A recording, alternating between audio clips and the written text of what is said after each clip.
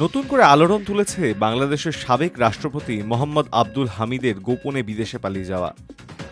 জানা গেছে তিনি ৮ই মে ভোররাতে লুঙ্গি পরে হুইলচেয়ারে বসে ঢাকার বিমানবন্দর দিয়ে থাইল্যান্ডের রাজধানী ব্যাংককে পাড়ি জমান।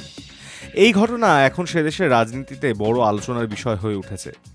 ৮১ বছর বয়সী আব্দুল হামিদ ২০১৩ থেকে ২০২৩ সাল পর্যন্ত রাষ্ট্রপতির দায়িত্ব পালন করেন। তিনি আওয়ামী লীগের দীর্ঘদিনের নেতা ছিলেন। তবে ২০২৫ সালের জানুয়ারিতে কিশোরগঞ্জে একটি হত্যা মামলায় তার নাম ওঠায় পরিস্থিতি পাল্টাতে শুরু করে। বিশেষ করে ৮ই মে সকালে তিনি কোনো ধরনের প্রকাশ্যে ঘোষণা ছাড়াই দেশ ত্যাগ করায় অনেকেই অবাক হয়েছেন।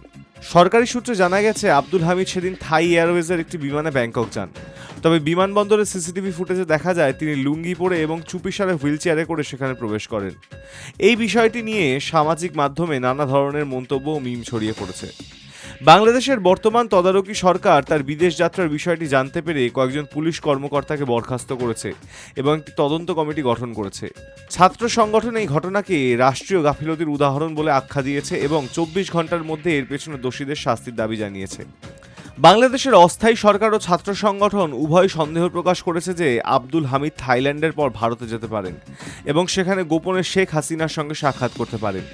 ছাত্র সংগঠনের এক বিবৃতিতে বলা হয়েছে, আমরা আশঙ্কা করছি শেখ হাসিনার সঙ্গে গোপন বৈঠকের উদ্দেশ্যেই আব্দুল হামিদ দেশ ছেড়েছেন। এটা বাংলাদেশের স্বাধীনতা ও গণতন্ত্রের জন্য হুমকি স্বরূপ।